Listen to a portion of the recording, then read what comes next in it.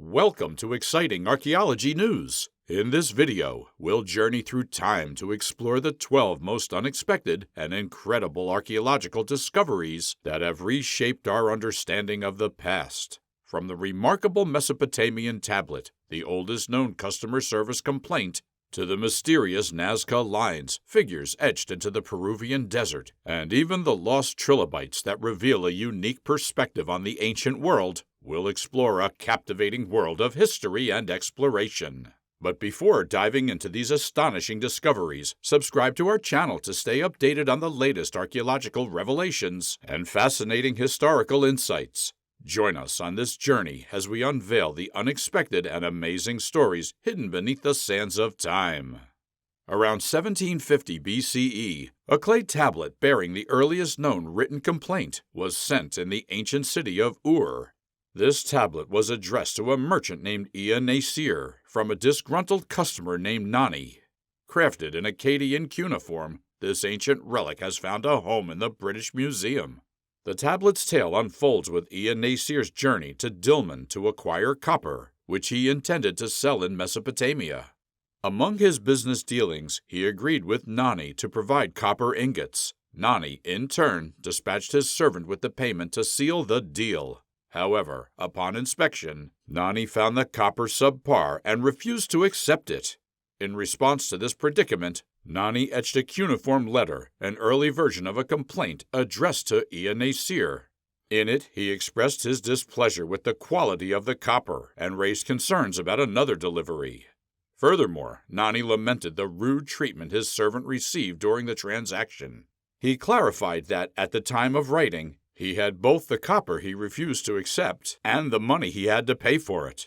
This tablet's legacy reaches far beyond its ancient origins, as it has become an internet sensation, striking a chord with its seemingly timeless nature, resembling the customer complaints of the modern era. Let's delve into the captivating world of the Baths of Trajan, an ancient Roman bathing complex dedicated in July of 109 CE.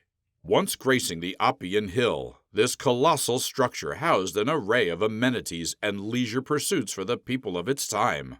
These baths, initiated initially by Emperor Domitian around 96 AD, were a part of a thriving suburban area in ancient Rome, just south of the Oppian Hill.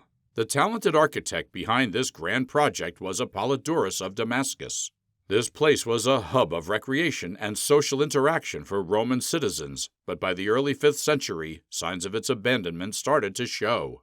The Baths of Trajan were not only massive but also cleverly designed. The complex covered a vast array, featuring cold, warm, and hot baths, a large swimming pool, exercise areas, and even libraries for those who wanted to read.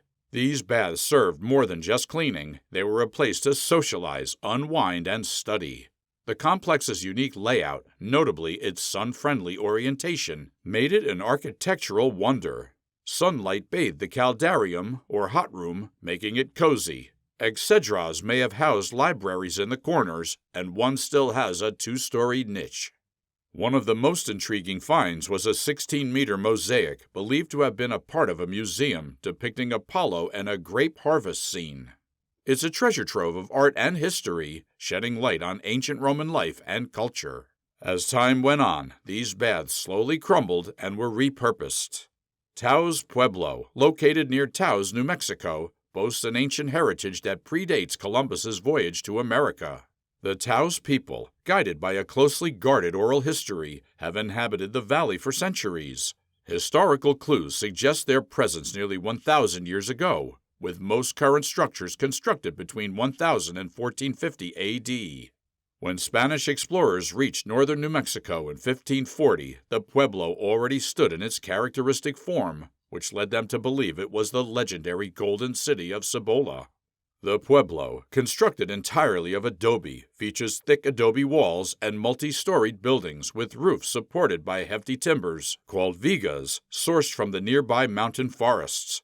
Interior walls are carefully coated with white earth washes to maintain cleanliness and brightness. Initially, there were no doors or windows. Entry was gained from the top. Around 150 people live within the pueblo year-round, while other families with homes in the north or south buildings reside in summer homes near their fields or modern homes within the pueblo land. Taos Pueblo's profound history, deep-rooted culture, and unwavering commitment to preserve its heritage make it a unique and invaluable cultural landmark. Trilobites, which means 3 lobes, were ancient marine arthropods that belonged to the class Trilobita. They rank among the earliest known arthropods, with their first appearance dating back to the Attabanian stage of the early Cambrian period, roughly 521 million years ago. Trilobites thrived throughout the lower Paleozoic, but eventually declined, with all trilobite orders, except the Protida, disappearing during the Devonian period. The last trilobites vanished in the Permian mass extinction about 251.9 million years ago. Trilobites varied in size, with the largest exceeding 70 centimeters in length. Although primarily marine organisms, they left their mark in ancient environments, ranging from shallow to deep waters. These remarkable creatures have proven invaluable to geologists as index fossils, helping to date the age of rocks. Venture into the past as we explore the intriguing Crypta Neapolitana, an ancient Roman road tunnel near Naples, Italy, constructed in 37 BC. This tunnel, extending over 700 meters, was a vital link connecting Naples with the Phlegrean Fields and Pizzoli via Domiziana. You'll find the eastern entrance on one end, nestled within the Virgiliano Park of Pietragrata, which means at the foot of the grotto. Meanwhile, on the opposite side, you reach the western end in the area known today as Fiori Grotto, meaning outside the grotto. In the past, Naples and Pozzuoli were separated by an impassable marsh. The first road between them was narrow and indirect, likely built by the Greeks. The Romans later sought to create a more accessible route, constructing the Via Antiniana Percolis in the 1st century BC. This road, however, was still long, winding, and challenging, navigating steep hills along the way.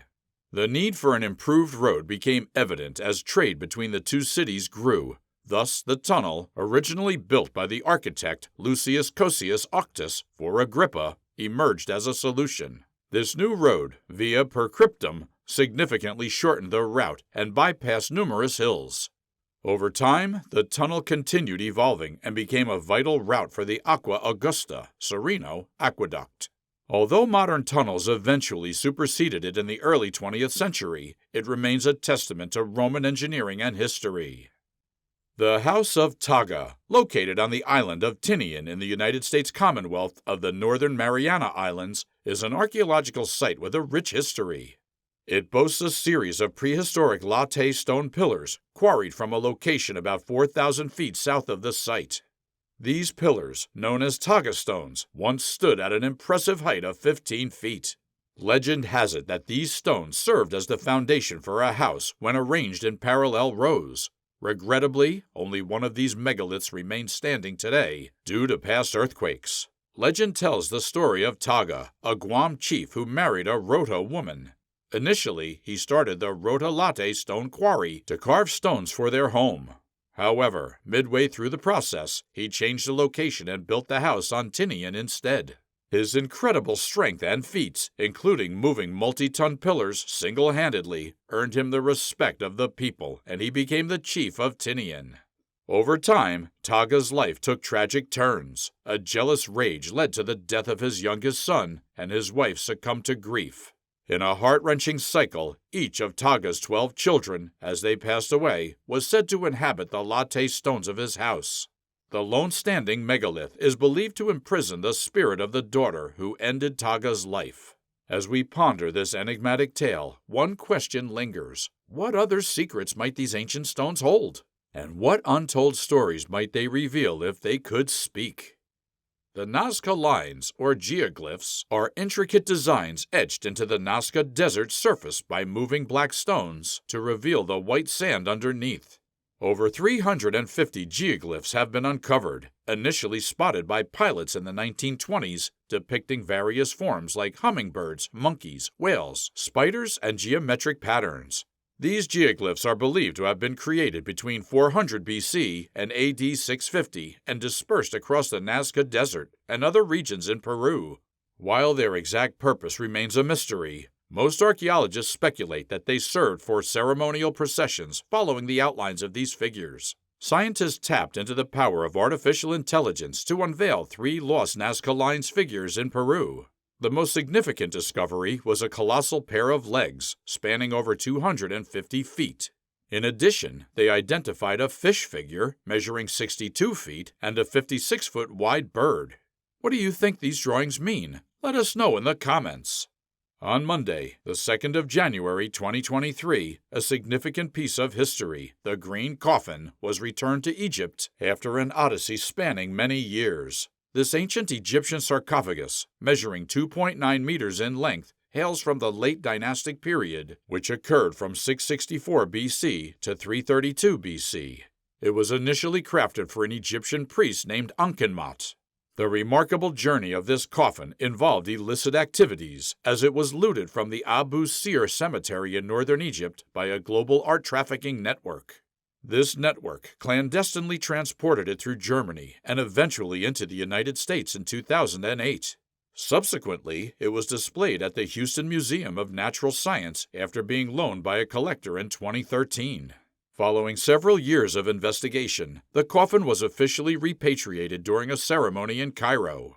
This repatriation is a testament to Egypt's relentless efforts to recover smuggled artifacts. Notably, the Green Coffin was worth over $1 million. Whan Smithy, a Neolithic marvel near Ashbury in Oxfordshire, transports us to the dawn of history. Crafted around 3600 BC by early pastoral communities, it emerged shortly after the introduction of agriculture to the British Isles from continental Europe. This distinctive barrow, a member of the Severn Cotswold group, found in the southwest of Britain, stands as one of the finest examples of its kind. Its history has been revealed through archaeological research, showing it was built in 2 phases. Initially, a timber-chambered oval barrow graced the landscape around 3590 to 3550 BC, followed by the addition of a stone-chambered long barrow roughly 100 years later. The barrow's association with Wayland, a Germanic smith god, adds a layer of mystique. This connection is further fueled by the character's presence in Norse mythology, represented on the Franks casket in the British Museum. The site has undergone restorations after excavations in the 1960s, and today it's a scheduled monument under the care of English Heritage, open year-round. It has also become a modern pagan ritual site, bridging the ancient past with contemporary spiritual practices. In the spring of 2022, a remarkable discovery unfolded at Cemex Quarry in Dungeness, Kent. As quarry workers excavated the area for aggregate, they came across the unexpected remnants of a late 16th century shipwreck hidden beneath 4 to 6 meters of water. This discovery was significant for its historical value and unique location within a terrestrial quarry, a departure from the typical marine settings of such finds. The uncovered sections of the ship, including frames, planking, and a substantial portion of the hull, hinted at a vessel that had been concealed for centuries. Its age, estimated to be several hundred years old, linked it to the shipyards and harbor at Small Hythe and the Cinque Ports, Confederate ports with a history dating back to at least the Saxon era. What made this find more intriguing was its positioning beneath the storm beach gravel, raising questions about how the Dungeness landscape had transformed over time. The ship's timbers revealed the potential for dendrochronology dating, a method to determine its age precisely. In the depths of history, concealed beneath the sands of Norfolk's home beach, a secretive relic known as Seahenge stirred from its ancient slumber. This enigmatic Bronze Age timber circle emerged from obscurity in 1998, shrouded in local and national controversy. Seahenge, aptly named by the media due to its eerie resemblance to the iconic Stonehenge, was anything but a mere curiosity. At its heart lay an inverted tree stump, its roots thrust towards the heavens, encircled by 55 timber posts hewn from local oaks. This intriguing site, a product of a forgotten era, dates back approximately 4,000 years. Yet it's vital to remember that during that time, Home Beach was not the sandy shore we envision today. It was a salt marsh, a realm claimed by the relentless tides. Historians ponder the circle's purpose, with one unsettling theory suggesting it might have been a place for exposing the deceased to the elements, allowing scavenging birds and animals to cleanse the flesh from the bones. Over the millennia, the relentless sea crept ever closer, swallowing the land and veiling the ancient timber in peat. But like a timepiece or a celestial calendar, its true purpose remains a captivating puzzle. As you contemplate this ancient circle, ponder the many facets of our ancestors' lives and the mysteries they've left for us to unlock. What other stories might lie hidden in the sands of time, waiting to be unveiled? In the desolate landscape of Rapa Nui, a previously undiscovered statue has come to light. This newfound figure is Mawai, one of Easter Island's iconic stone sculptures. It's a thrilling discovery with the potential for uncovering additional ancient artifacts, including more Mawai and tools at the Rana Raraku site. Radiocarbon dating is on the agenda to determine the age of this newly found Mawai. This recently revealed Mawai is smaller than the roughly 1,000 other statues on the island, some reaching 33 feet in height and weighing up to 80 tons. These Mawai represent deified ancestors. Crafted by the Rapa Nui people between 1300 and 1600 CE from solidified volcanic ash, many statues rest on stone platforms known as ahu, typically facing inland. Often, only the heads of the monoliths are visible, as their torsos are buried beneath the ground. Some Mawai have distinctive red stones atop their heads, thought to symbolize hats or top knots of hair. This discovery holds immense cultural significance, unveiling a well-preserved secret concealed in a lake that even the Rapa Nui ancestors were unaware of. Thank you for joining us on this incredible archaeological adventure. We hope you found these unexpected discoveries as fascinating as we did. If you enjoyed this video and want to keep exploring the wonders of the past, please give us a thumbs up by hitting that like button. Remember to subscribe to our channel for more exciting updates on archaeological findings and historical revelations. We'd love to hear your thoughts and insights, so please share your comments and ideas below. And if you believe others would be as captivated by these archaeological gems as you are, hit that share button. To ensure you never miss another extraordinary archaeological revelation, turn on your notifications by clicking the bell icon. Thank you for being a part of our archaeological journey, and we can't wait to explore more incredible discoveries with you in the future.